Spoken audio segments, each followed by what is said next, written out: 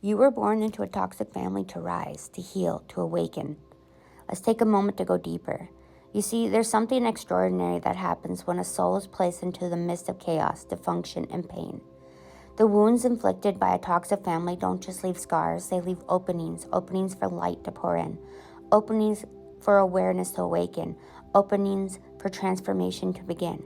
But here's the paradox. Before you can see the gift, the wound, that's where most people get stuck. They resist the pain, they fight it, they run from it. But the pain, especially the kind born from family, is not something you can outrun. It's something you must face head on. Think about the wounds you carry from your family. Maybe you were criticized so often that you began to doubt your own worth.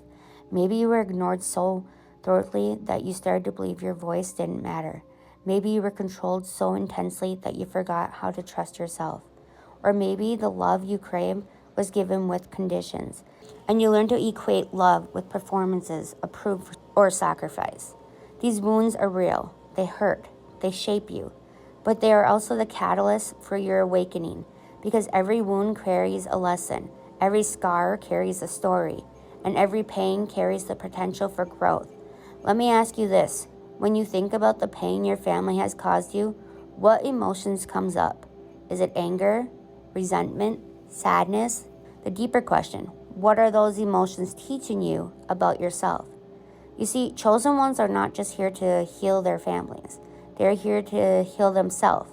And the healing process begins when you realize that the pain inflicted upon you is not about you. It's about them, their wounds, their fears, their limitations. But somehow along the way, you internalized it. You made it about you. You took on their pain as your own. This is where the work begins. The work of separating yourself from the story your family has written for you.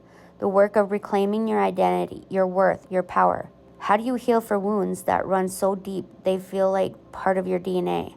How do you break free from patterns that have been passed down for generations? It begins with awareness.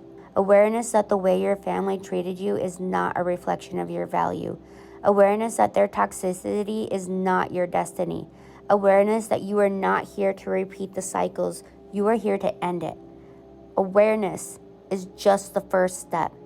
The real transformation happens when you begin to take responsibility, not for their actions, but for your healing. The moment you stop waiting for your family to change, the moment you stop waiting for them to apologize, to validate you, to love you the way you deserve, that's the moment you set yourself free. Because the hard truth, some people will never change. Some wounds will never be acknowledged. Some apologies will never come. And that's okay. Your healing does not depend on them. Your healing depends on you. Ask yourself, what would it look like to forgive your family not because they deserve it, but because you deserve peace? What would it feel like to release the anger, the resentment, the bitterness, not because it excuses their behavior, because it frees you from carrying the weight of it? If forgiveness is not about forgetting, it's not about condoning. It's about saying, I will no longer allow your action to define me. I will no longer allow your pain to become my pain.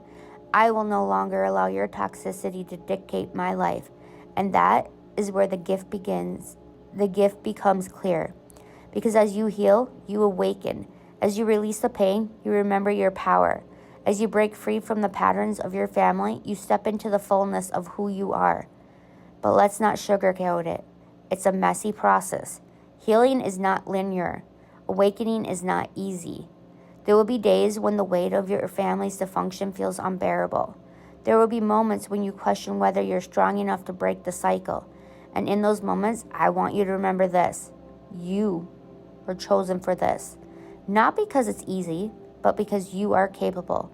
Not because you deserve to suffer, but because you are here to transform suffering into strength, pain into purpose, wounds into wisdom. What if the very thing you see as your weakness is the scars left by your family are actually your greatest strength? What if the rejection taught you self-love? What if the neglect taught you independence? What if the pain taught you compassion? This is the alchemy of the chosen ones. We take the darkness we were born into and we turn it into light. We take the pain we handed and we turn it into purpose. We take the cycles we inherited and we transform them into liberation, not just for ourselves, but for everyone who comes after us. Because here's the thing, your healing is not just about you. When you heal your entire lineage. When you break free, you show others that freedom is possible. When you step into your power, you give others permission to step into theirs. This is why toxic families are a gift. Not because the pain is justified, but because the pain has a purpose. And that purpose is awakening. If you knew that your family's toxicity was the very thing that would lead to your transformation, how would you view it differently? If you knew that every wound was an invitation to grow, how would you respond to it? Because the truth is, you are not a victim of your family. You are the catalyst for their transformation. You are not here to repeat their patterns. You are here to break them. You are not here to define by their pain. You are here to transcend it. And that is the gift. Now that we've uncovered the purpose hidden behind the pain, let's dive into the path forward. Because the truth is, knowing you're a chosen one isn't enough. Knowing your toxic family was a gift doesn't automatically make the journey easier. The real work begins when you decide to take responsibility for your life and your healing. The real transformation happens when you choose to break free, not just physically, but emotionally, mentally, and spiritually. What does freedom mean to you? Not the kind of freedom that comes from cutting ties or walking away that's just the surface. I mean true freedom. The kind where you no longer react to their words, their action, their judgments. The kind where their opinions no longer control you. Their dysfunction no longer defines you. And their toxicity no longer limits you. This is the path of liberation, and it starts with a single powerful decision. The decision to stop living in reaction to your family and start living in alignment with your truth. The thing about breaking free, it's not about running away. You can move to the other side of the world and still carry your family's wounds with you. The chain that binds you aren't external, they're internal. They're the beliefs you internalize, the patterns you inherit, the stories you've told yourself about who you are and what you're worth. So the first step on this path is awareness. Awareness of the patterns, the beliefs, and the stories that are keeping you stuck. Ask yourself, what patterns from my family am I unconsciously repeating in my own life? What beliefs about myself did I inherit from their words or action? What stories am I telling myself about who I am because of the way they treated me? Maybe you grew up in a family where love was conditional, given only when you achieved something or met their expectations. Now you find yourself constantly striving for perfection, chasing external validation, believing that your worth is tied to your achievements. Maybe you grew up in a family where your voice didn't matter, where your feelings were dismissed, your ideas ignored. Now you find yourself afraid to speak up, doubting your intuition, suppressing your truth. These patterns, beliefs, and stories are the chains that keep you tied to your family's toxicity. And until you identify them, you can't break free from them. Awareness is just the beginning. The next step is healing. Healing is not about fixing yourself. It's about remembering who you were before the wounds. It's about peeling back the layers of conditioning, stripping away the stories, and reconnecting with the truth of who you are. Healing is not linear. It's messy. It's uncomfortable. It's a process of learning everything you thought you knew about yourself and rebuilding from the ground up. It requires 3 things: self-love, self-compassion, and self-discipline. Self-love is the foundation. It's the radical act of choosing yourself, even when no one else does. It's the practice of honoring your needs, your boundaries, and your worth, no matter how your family treated you. It's the realization that you are enough, just as you are, without needing to prove anything to anyone.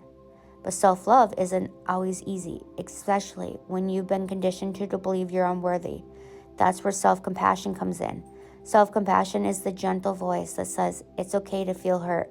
It's okay to feel angry. It's okay not to have it all figured out. It's the reminder that healing is a journey, not a destination, and that you don't have to do it perfectly. Then there's self-discipline. Because let's be honest, healing is hard work. It requires you to show up for yourself every day, even when it's uncomfortable, even when it's painful, even when it feels like nothing is changing. It requires you to make choices that align with your highest self, even when the old patterns are calling you back. Let me ask you this. What would your life look like if you lived every day as though you were worthy of love, respect, and happiness? What choices would you make? What boundaries would you set? What relationships would you let go of?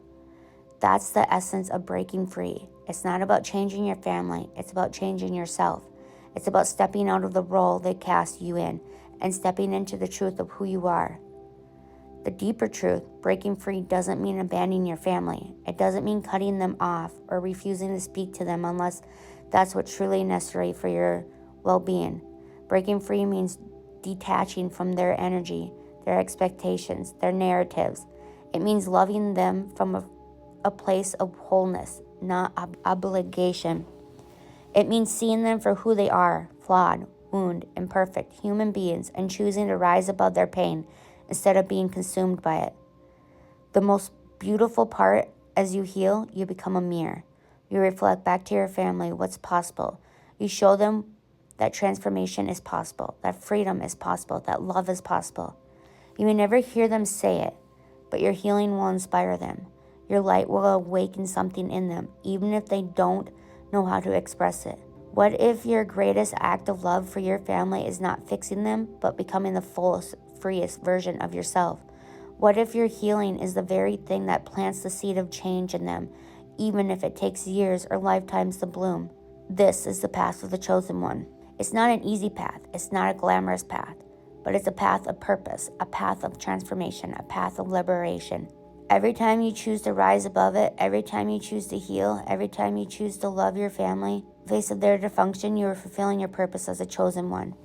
You were not born into a toxic family by accident. You were born into it because you were strong enough to transcend it, because you were wise enough to learn from it, because you were brave enough to heal from it. And every time you choose to rise above it, every time you choose to heal, every time you choose to love yourself in the face of their dysfunction, you are fulfilling your purpose as a chosen one.